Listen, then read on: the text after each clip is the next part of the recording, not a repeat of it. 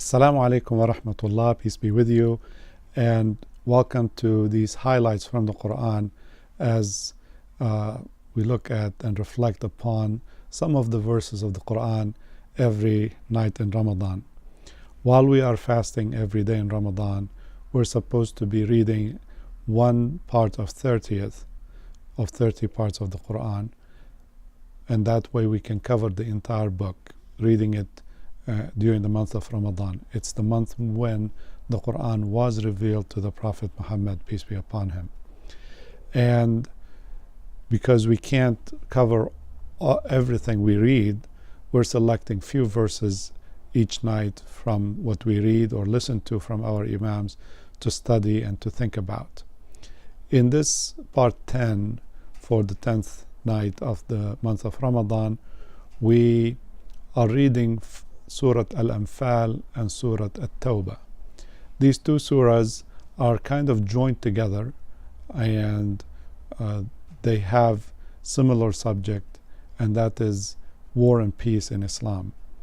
And in Surah Al-Anfal, it is covering the first battle of Badr that the Prophet was engaged in, when the tribe of Quraysh, after trying for 13 years to destroy the Prophet's community and message in Mecca, and failing at that, the Prophet decided to move to Medina, to migrate and to establish his new community of believers in the city of Medina.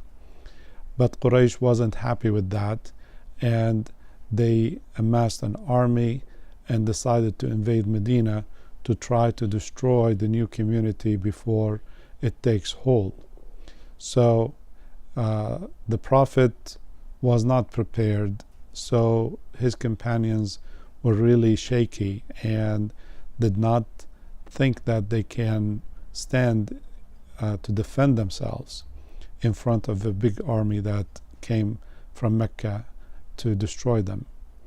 But in those moments, the Prophet really prayed hard to God for support, and God supported him and his followers with an army of the angels that came and in fact fought on their behalf, helped them overcome the much bigger army. So the outcome of this first battle of Badr was a great victory for the Prophet and a great defeat for the polytheists from Mecca, the people who were worshipping idols. The lesson that's taken from the surah was that no matter how small the believers, God is on their side, and no matter how big the unbelievers, God is against them. And many times throughout history, a small group of believers overcome a much bigger group of non-believers, and that's because Allah would come to the aid of the believers. And the second lesson is, even though the message of Islam is a message of peace and to try your best to avoid engaging anybody in war, but when the other side does not play by the rules and will not accept peace and will wage war against the Muslim community, then the Muslim community has no choice but to defend itself. And that's what happened. For 13 years, the Prophet ordered his followers not to carry arms, not to fight back, and to stay peaceful.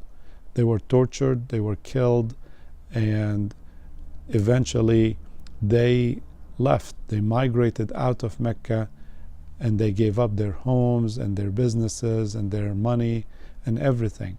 But yet Quraysh, the polytheists, did not accept that from them and went after them, trying to kill them all. So God gave them permission to defend themselves and God came to their aid, and they were indeed successful in repelling that army. Now that was the case in the beginning, the first battle of Islam.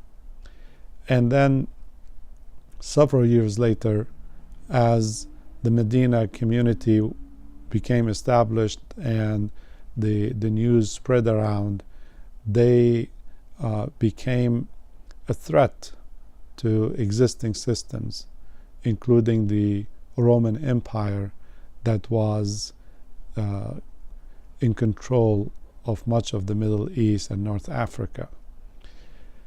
And that Byzantine Empire, the Emperor Heraclius, he decided to prepare a large army and to invade Medina again with the same purpose, to end the fresh new community there of the Prophet Muhammad and his followers.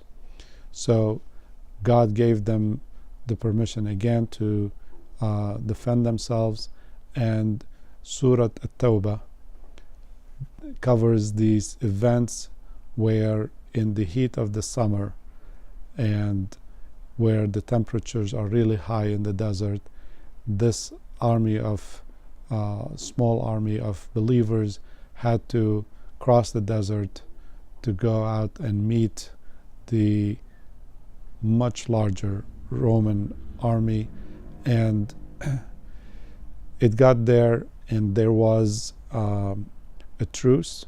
The Prophet was successful in staking the army and preventing the war from happening and reaching an agreement with the Romans, and the believers were able to go back to Medina safe and sound without having to fight. But that was a major test for the faithful. People did not want to leave their homes in the heat. They did not want to take any effort to defend themselves because it was unconventional.